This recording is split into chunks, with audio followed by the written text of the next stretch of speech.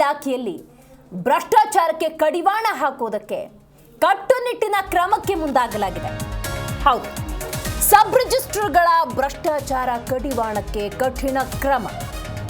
ಕಂದಾಯ ಇಲಾಖೆಯಿಂದ ಭ್ರಷ್ಟಾಚಾರ ಕಡಿವಾಣಕ್ಕೆ ಕ್ರಮ ತೆಗೆದುಕೊಳ್ಳಲಾಗಿದೆ. ರಾಜ್ಯದ 10 ಮಹಾನಗರ ಪಾಲಿಕೆಯಲ್ಲಿ ಮೇಜರ್ ಆಪರೇಷನ್. 8 ರಿಂದ 10 ವರ್ಷ ಅಲ್ಲೇ ಠಿಕಾಣಿ ಹೂಡಿರ್ತಾರೆ ನೋಡಿ, ಆ ಭ್ರಷ್ಟರ ವರ್ಗಾವಣೆಯಾಗಿದೆ. ಹಲವು ಭ್ರಷ್ಟ ಸಬ್ ರಿಜಿಸ್ಟ್ರಾರ್ಗಳು ಭೂಗಳ್ಳರ ಪರವಾಗಿ ಶಾಮೀಲಾಗಿದ್ದಾರೆ ಎನ್ನುವಂತ ಮಾಹಿತಿ. ವರ್ಗಾವಣೆ ವಿರುದ್ಧ ಹೈಕೋರ್ಟ್ ಮೊರೆ ಹೋಗಿರುತ್ತಾರೆ ಅಧಿಕಾರಿಗಳು. ಕೆಲ ಬದಲಾವಣೆಯ ಜೊತೆಗೆ ಸರ್ಕಾರದ ಆದೇಶವನ್ನ ಕೋರ್ಟ್ ಎತ್ತಿ ಹಿಡಿದಿದೆ. ಅವರು ಭ್ರಷ್ಟರು ಅನ್ನೋದೇ ಆದರೆ ಇಲ್ಲಿ ಗಮನಿಸಬೇಕು, ವರ್ಗಾವಣೆ ಸೊಲ್ಯೂಷನ್ ಅಂತ ನಾವು ಪರಿಗಣಿಸಬೇಕಾ? ಅವರು ಭ್ರಷ್ಟರು ಅನ್ನೋದೇ ಆದರೆ ಯಾವುದೇ ಮುಲಾಜಿಲ್ಲದೆ ಅವರ ಸ್ಥಾನವನ್ನು ಕಸಿದುಕೊಳ್ಬೇಕಾಗತ್ತೆ. ಭ್ರಷ್ಟ ಮುಕ್ತ ಕರ್ನಾಟಕವನ್ನು ರಚನೆ ಮಾಡೋದು ಸರ್ಕಾರದ ಹೊಣೆಯಾಗಬೇಕು. ಅದರಲ್ಲಿ ನೋಡಿ ಏನೋ ಕಠಿಣ ಕ್ರಮಕ್ಕೇನೋ ಮುಂದಾಗಿದ್ದಾರೆ. ಯಾವ ರೀತಿ ಅಂತ ನಾವು ನೋಡ್ತಾ ಹೋಗೋದಾದ್ರೆ, ಸಬ್ ರಿಜಿಸ್ಟ್ರಾರ್ಗಳ ಭ್ರಷ್ಟಾಚಾರಕ್ಕೆ ಕಠಿಣ ಕ್ರಮಕ್ಕೆ ಇಲಾಖೆ ಮುಂದಾಗಿರುವುದು. ಅದರಲ್ಲೂ ವಿಶೇಷವಾಗಿ ಕಂದಾಯ ಇಲಾಖೆ ಎಂದಾಗ ರಾಜ್ಯದ 10 ಮಹಾನಗರ ಪಾಲಿಕೆಯಲ್ಲಿ ಮೇಜರ್ ಆಪರೇಷನ್ ಆಗಿದೆ. 8 ರಿಂದ 10 ವರ್ಷ ಅಲ್ಲೇ ಠಿಕಾಣಿ ಹೂಡಿದ್ದಂತಹ ಭ್ರಷ್ಟರ ವರ್ಗಾವಣೆಯಾಗಿದೆ. ವರ್ಗಾವಣೆ ವಿರುದ್ಧ ಹೈಕೋರ್ಟ್ ಮೆಟ್ಟಿಲೇರುತ್ತಾರೆ ಅಧಿಕಾರಿಗಳು. ಈ ಹಲವು ಭ್ರಷ್ಟ ಸಬ್ ರಿಜಿಸ್ಟ್ರಾರ್ಗಳು ಭೂಗಳ್ಳರ ಪರ ಶಾಮೀಲು ಅನ್ನುವಂತಹ ಮಾಹಿತಿ ಕೂಡ ಇದೆ. ಸೊ ಅಂತೆಯೇ ಈಗ ವರ್ಗಾವಣೆ ಅನ್ನುವಂಥ ಕ್ರಮಕ್ಕೆ ಮುಂದಾಗಿದೆ. ಯಾಕಂದ್ರೆ 8 ರಿಂದ 10 ವರ್ಷ ತಾವಿದ್ದ ಜಾಗದಲ್ಲೇ ತಮ್ಮ ಆಧಿಪತ್ಯವನ್ನು ಸಾಧಿಸ್ಬಿಟ್ಟಿದ್ರು. ತಮಗೆ ಹೇಗೆ ಬೇಕೋ ಹಾಗೆ. ಭ್ರಷ್ಟರ ತಡೆಗೆ ವರ್ಗಾವಣೆ ಏಟು ನೀಡಿದೆ ಕಂದಾಯ ಇಲಾಖೆ. ರಾಜ್ಯದ ತಾಲೂಕು ಕೇಂದ್ರಗಳಿಗೆ ಸಬ್ ರಿಜಿಸ್ಟ್ರಾರ್ಗಳ ವರ್ಗಾವಣೆ. ಕಂದಾಯ ಇಲಾಖೆಯಲ್ಲಿ ಬದಲಾವಣೆಗೆ ಸಚಿವರು ಸತತ ಪ್ರಯತ್ನವನ್ನ ಮಾಡ್ತಿದ್ದಾರೆ. ಸಚಿವ ಕೃಷ್ಣ ಬೈರೇಗೌಡ ಕ್ರಾಂತಿಕಾರಿ ಬದಲಾವಣೆ ಮಾಡೋದಕ್ಕೆ ತಮ್ಮದೇ ಆದ ರೀತಿಯ ಸ್ಟ್ರಾಟಜಿಗಳನ್ನು ಪ್ಲೇ ಮಾಡ್ತಾ ಇದ್ದಾರೆ. ಹಲವು ವರ್ಷಗಳಿಂದ ಬೆಂಗಳೂರು ಸೇರಿದಂತೆ ರಾಜ್ಯದ 10 ಮಹಾನಗರ ಪಾಲಿಕೆಯಲ್ಲಿ ಮೇಜರ್ ಆಪರೇಷನ್. 90 ಸಬ್ ರಿಜಿಸ್ಟ್ರಾರ್ಗಳ ವರ್ಗಾವಣೆ. 8 ರಿಂದ 10 ವರ್ಷಗಳ ಕಾಲ ಆಯಕಟ್ಟಿನ ಜಾಗದಲ್ಲಿ ಠಿಕಾಣಿ ಹೂಡಿದ್ದಂತಹ ಸಬ್ ರಿಜಿಸ್ಟ್ರಾರ್ಗಳ ವರ್ಗಾವಣೆ. 8 ರಿಂದ 10 ವರ್ಷ ಕೂತ ಜಾಗದಲ್ಲಿ ಕೂರ್ತಾರೆ ಅನ್ನೋದರ ಅರ್ಥ ಚೆನ್ನಾಗಿದೆ ಆ ಜಾಗ ಅಂತ, ಸುತ್ತಮುತ್ತ ಸರಿಯಾದ ರೀತಿಯಲ್ಲಿ ಮಾಮೂಲಿ ಬರ್ತಾ ಇರುತ್ತೆ ಅಂತ.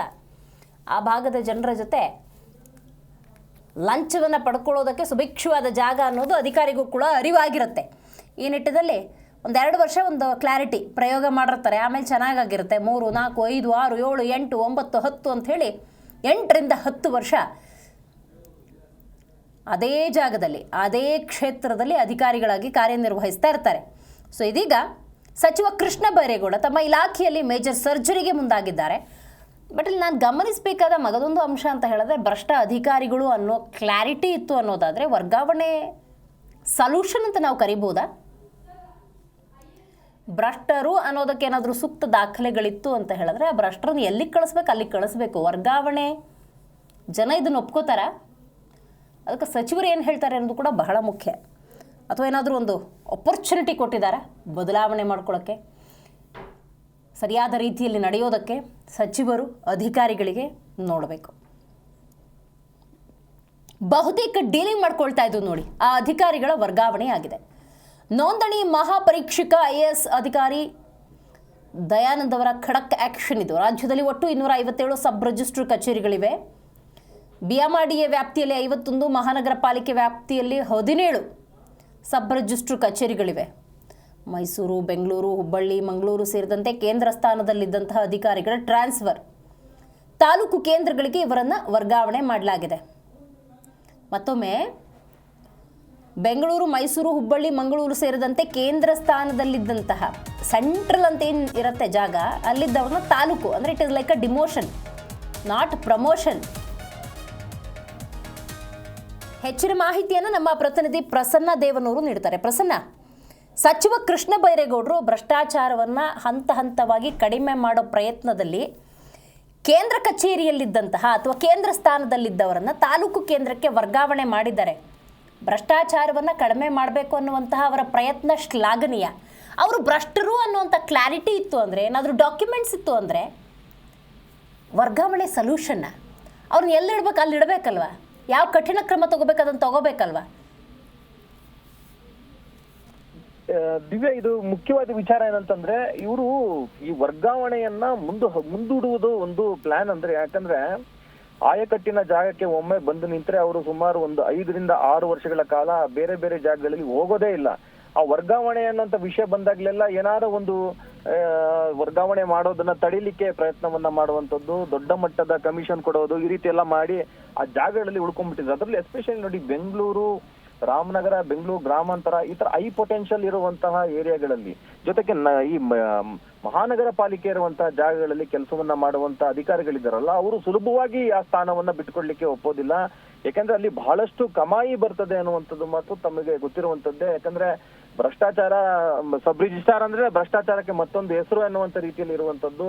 ಪ್ರತಿ ರಿಜಿಸ್ಟ್ರೇಷನ್ಗೂ ಕಮಿಷನ್, ಈ ಪ್ರತಿಯೊಂದಕ್ಕೂ ಅಲ್ಲಿ ಕಮಿಷನ್ ಇಲ್ಲದೆ ಕೆಲಸನೇ ಆಗಲ್ಲ ಅನ್ನುವಂಥದ್ದು ನಾಗರಿಕರ ಕಂಪ್ಲೇಂಟ್ ಇದ್ದೇ ಇದೆ.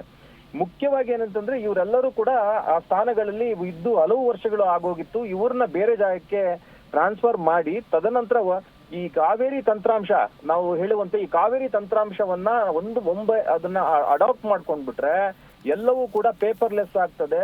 ಜೊತೆಗೆ ಆನ್ಲೈನ್ ಸಿಸ್ಟಮ್ ಜಾರಿಗೆ ಬರ್ತದೆ. ಅಲ್ಲಿ ಅಧಿಕಾರಿಗಳು ಭ್ರಷ್ಟಾಚಾರ ಮಾಡ್ಲಿಕ್ಕೆ, ನಿಯಂತ್ರಣ ಮಾಡ್ಲಿಕ್ಕೆ ಸಾಧ್ಯ ಆಗುತ್ತೆ ಅನ್ನುವಂತ ಒಂದು ವಿಷಯ ಇರೋದ್ರಿಂದಲೇ ಇಲ್ಲಿ ಮುಖ್ಯವಾಗಿ ಏನಂತಂದ್ರೆ ಕಾವೇರಿ ತಂತ್ರಾಂಶನ ಅಳವಡಿಕೆ ಮಾಡೋದಕ್ಕೆ ಇವರು ಹಿಂದೇಟನ್ನ ಹಾಕ್ತಾ ಇದ್ರು ಆ ತಂತ್ರಾಂಶವನ್ನ ಬಳಸಲಿಕ್ಕೆ. ಈ ಹಿನ್ನೆಲೆಯಲ್ಲಿ ಈಗ ಯಾರ್ಯಾರು 5 ರಿಂದ 6 ವರ್ಷಗಳ ಸೇವೆಯನ್ನ ಮಾಡಿದ್ದಾರೆ, ಈಗ ಕೇಂದ್ರ ಭಾಗದಲ್ಲಿ ಯಾರು ಕೆಲಸ ಮಾಡಿದ್ರೆ 5 ವರ್ಷಕ್ಕಿಂತ ಮೇಲ್ಪಟ್ಟರು ಅವ್ರನ್ನ ತಾಲೂಕು ಭಾಗಗಳಿಗೆ ಹಾಕುವಂಥದ್ದು, ಮತ್ತೆ ತಾಲೂಕು ಭಾಗಗಳಲ್ಲಿ ಯಾರು ಹಲವು ವರ್ಷಗಳ ಕಾಲ ಕೆಲಸ ಮಾಡಿದ್ರು ಅವ್ರನ್ನ ಬೇರೆ ಹೋಬಳಿ ಮಟ್ಟಕ್ಕೆ ಅಂದ್ರೆ ಬೇರೆ ಬೇರೆ ಜಾಗಕ್ಕೆ ಕಳಿಸುವಂತದ್ದು. ಈಗ ಫಸ್ಟ್ ಏನ್ ಮಾಡ್ತಿದ್ದಾರೆ, ಪ್ಲಾನ್ 1 ಪ್ರಕಾರ ಇವ್ರನ್ನ ಶಿಫ್ಟ್ ಮಾಡುವಂತದ್ದು.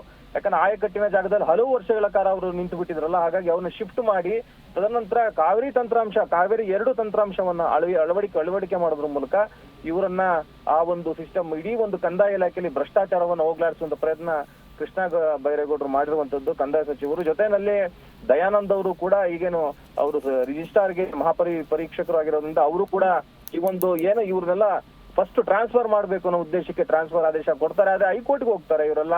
ಆದ್ರೆ ಹೈಕೋರ್ಟ್ ಕೂಡ ಇದಕ್ಕೆ ಸರ್ಕಾರದ ಆದೇಶವನ್ನು ಎತ್ತಿ ಹಿಡಿತಾರೆ.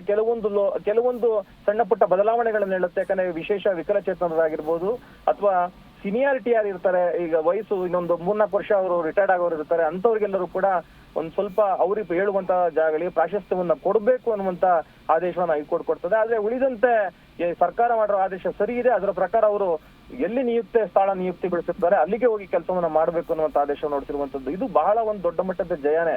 ಅವ್ರನ್ನ ಅಷ್ಟು ಸುಲಭವಾಗಿ ಆ ಜಾಗಗಳನ್ನ ಗದಿಸಲಿಕ್ಕೆ ಸಾಧ್ಯ ಆಗೋದಿಲ್ಲ. ಕೋಟಿಗಟ್ಟಲೆ ಕಮಾಯಿ ಮಾಡಿರುವಂತ ಇಂಥ ಭ್ರಷ್ಟಾಧಿಕಾರಿಗಳಿದಾರಲ್ಲ, ಅವರು ಸುಲಭವಾಗಿ ಹೋಗೋದಿಲ್ಲ. ದಿವ್ಯಾ, ಪ್ರಸನ್ನ, ತಾಲೂಕು ಕೇಂದ್ರಗಳಿಗೆ ಈ ಅಧಿಕಾರಿಗಳನ್ನ ವರ್ಗಾವಣೆ ಮಾಡಿದ್ದಾರೆ ಅನ್ನೋದಾದ್ರೆ ಕ್ಯಾನ್ ವಿ ಎಕ್ಸ್ಪೆಕ್ಟ್, ನಾವು ನಿರೀಕ್ಷೆ ಮಾಡ್ಬೋದಾ ತಾಲೂಕು ಕೇಂದ್ರಗಳಲ್ಲಿ ಭ್ರಷ್ಟ ಮುಕ್ತ ಆಡಳಿತವನ್ನ? ಈಗ ಸಮಸ್ಯೆ ಏನಂದ್ರೆ ಇವರಿಗೆ ಸಮಸ್ಯೆ ಆಗಿರುವಂತದ್ದು ಕಾವೇರಿ 2 ತಂತ್ರಾಂಶ.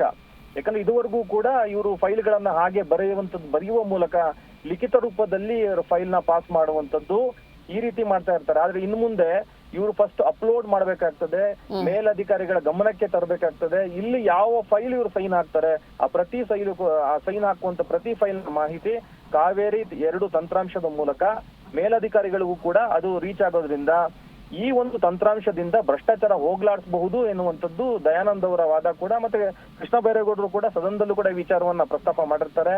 ಕಂದಾಯ ಇಲಾಖೆಯಲ್ಲಿ ಆಮೂಲಾಗ್ರ ಬದಲಾವಣೆ ತರಬೇಕು ಅನ್ನುವಂಥ ಉದ್ದೇಶವನ್ನ ಹೊಟ್ಟಿರುವಂತದ್ದು. ಈ ತಂತ್ರಾಂಶ ಈ ಭ್ರಷ್ಟಾಚಾರಕ್ಕೆ ಕಡಿವಾಣ ಹಾಕುತ್ತೆ ಅನ್ನುವಂಥದ್ದು ಅಧಿಕಾರಿಗಳ ವಿಶ್ವಾಸ. Divya, right Prasanna, thank you ನಿಮ್ಮೆಲ್ಲ ಮಾಹಿತಿಗಾಗಿ.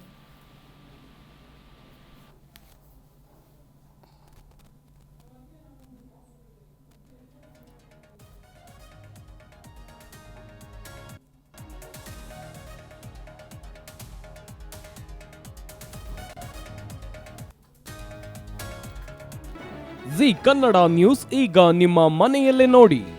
ಎಲ್ಲ ಕೇಬಲ್ಗಳಲ್ಲಿ ಈಗ ಲಭ್ಯ. ನಿಮ್ಮ ನೆಚ್ಚಿನ ಜಿ ಕನ್ನಡ ನ್ಯೂಸ್ ಈಗ ಸನ್ ಡೈರೆಕ್ಟ್ ನಲ್ಲಿ number 292, Tata play number 1664, Jio TV number 1334, NXT digital number 30, in cable number 30, city networks 51, U digital number 162, GTPL number 17, Rockline telecommunications number 42, Shri Basaveshwara cable number 168, rural cable network 60, Vinayaka digital 57, Abhishek cable 821, city channel 53, Siddeshwara cable network 57, V4 digital Infotech 628, Surya digital networks 53, Gajanan digital number 836, Malnad infotech private limited number 56, Metrocast number 830, Victory digital number 167ರಲ್ಲಿ ನೋಡಿ ಆನಂದಿಸಿ.